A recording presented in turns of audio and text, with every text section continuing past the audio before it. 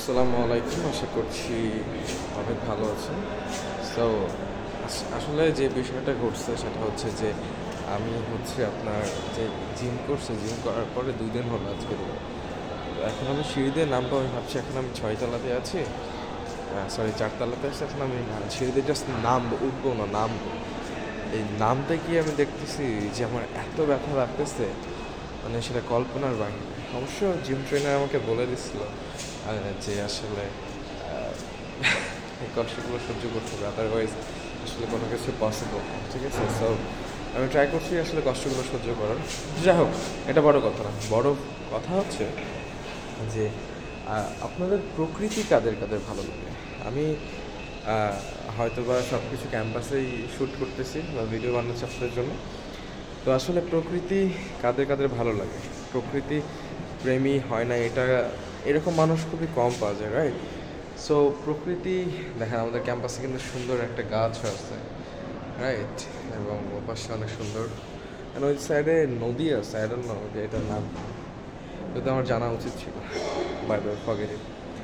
তো আমার পায়ের এত ব্যথা, আমি কিছু বুঝতে পারতেছি না এরকমটা কেন হচ্ছে, ঠিক আছে? তো এখন আমি হাঁটাহাঁটি করতেছি, এদিক ওদিক যা ট্রাই করতেছি, বাট আপনারা হয়তো আমাকে ক্লিয়ারলি দেখতে পারবেন না।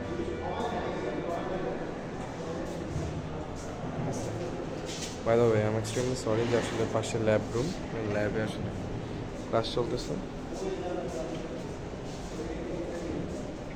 টিচার হয়তো বা খারাপ ভাববে, এনিওয়েজ। তো যে বিষয়টা বলতেছিলাম যে আসলে প্রকৃতি আমাদের সবারই ভালো লাগে এবং এটা নিয়ে আসলে আমাদের কাজ করার অনেক ইচ্ছে আছে, অ্যান্ড ডেফিনেটলি এটা নিয়ে কাজ করা উচিত, আমার যেটা মনে হয়। সো ল্যাব রুম থেকে ক্লাস শেষ হলো মাত্র, তো কোনো ব্যাপার না, এখন আমরা কথা বলতে পারবো। ওকে। আর ঢাকায় এসে যে প্রবলেমটা ফেস করছি আসলে ভাই, এখানকার পানির যে অবস্থা, আমরা ফ্রেশ পানি পাচ্ছি ভার্সিটির প্লাস হোস্টেলে, it's good, I feel good basically. তো এরপরেও আসলে যেই সমস্যাগুলো থেকে যায়, যে যানবাহনের যে আসলে প্রবলেমগুলো, এটা তো থেকেই যায়, এগুলো থেকে তো আমরা বের হতে পারি না। বাট তারপরেও ফাইন, সব কিছু মিলেই তো আসলে জীবন। অনেক কিছু ভালো পাইতে হলে কিছু কিছু জিনিস আসলে স্যাক্রিফাইস করতে হয়। আমি জানি না যে আপকামিং ঢাকা সিটির আসলে জ্যামগুলো থাকবে কি থাকবে না, বাট জ্যামগুলো যদি থাকে তাহলে আসলে মানুষের ভোগান্তি, বিশেষ করে যখন অ্যাম্বুলেন্সের সমস্যা হয়, যখন অ্যাম্বুলেন্সগুলো আসার ট্রাই করে কিন্তু দেখো যে অ্যাম্বুলেন্সগুলো জ্যামের কারণে আটকে পড়ছে, সেই সময়টা আসলে অনেক ক্রিটিক্যাল একটা সিচুয়েশন তৈরি হয়। সেখান থেকে বের হয়ে আসা so so tough, I hope so. হ্যাঁ, তো তো যাই হোক, এটা কোনো মেইন ফ্যাক্টর না। দ্য ফ্যাক্ট ইজ যে আসলে এন্ড অফ দ্য ডে সংগ্রাম করে নিজের সাথে বেঁচে থাকতে হবে, সেটাই। এটা আসলে করা উচিত দিন শেষে সবার, এই আর কি। সো আফটার লং টাইম, অনেকদিন পর আসলে আমি আপনাদের সাথে প্রকৃতি নিয়ে কথা বলছি এবং জীবন নিয়ে কথা বলছি।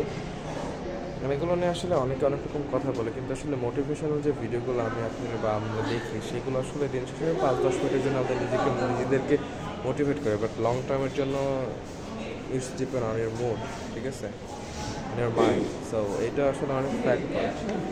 তো এই বিষয়গুলো আসলে আমাদের মাথায় রাখা উচিত। আর এই তো সব কিছু মিলে জীবন আসলে হাসি খুশি কষ্ট দুঃখগুলো নিয়ে থাকবে, সেগুলো নিয়ে আসলে বেশি প্যারা নেওয়া যাবে না। জীবন sometimes is so complicated, sometimes it's happy, আর sometimes it's so easy, but overall life is not a bed of roses. Okay, জীবন কখনো পুষ্প সহ্য না।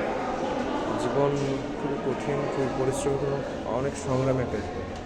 তো ওগুলো কথাগুলো খুব ইজিলি আমি বলছি, but yeah, it's true, it's definitely true. And অনেক বড় বড় মানুষও করে গেছেন, আপনি তো বুঝতে পারেন যে আসলে জীবন কতটা কঠিন হয়ে দাঁড়ায় না।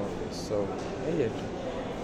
যাই হোক, সবশেষে একটা কথাই বলি যে আসলে যে যেখানে যে অবস্থানে থাকেন না কেন, নিজেকে অনেক ভালো রাখেন।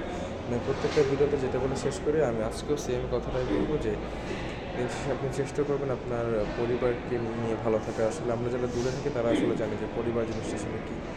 সো পরিবারকে আসলে সবসময় ভালো রাখা উচিত এবং পরিবারের মানুষগুলোকে নিয়ে ভালো থাকা উচিত বেসিক্যালি। অ্যান্ড অবভিয়াসলি মা বাবাকে অনেক বেশি ভালোবাসা উচিত, কারণ তারা ছাড়া আসলে আমাদের পৃথিবীতে তেমন কেউই আসলে আপন না। যারা থাকে তারা আসলে ফেক, ডেফিনেটলি ফেক। আপনার বাপ মার কিছু না থাকলে আপনার আত্মীয় স্বজনের কাছ থেকে কোনো স্নেহ ভালোবাসা পাবেন, ইটস ভেরি রেয়ার।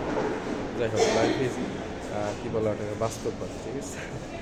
সো আজকের ভিডিও পর্যন্ত, সবাই ভালো থাকেন, সুস্থ থাকেন, কথা হবে নেক্সট টাইম। আল্লাহ হাফিজ।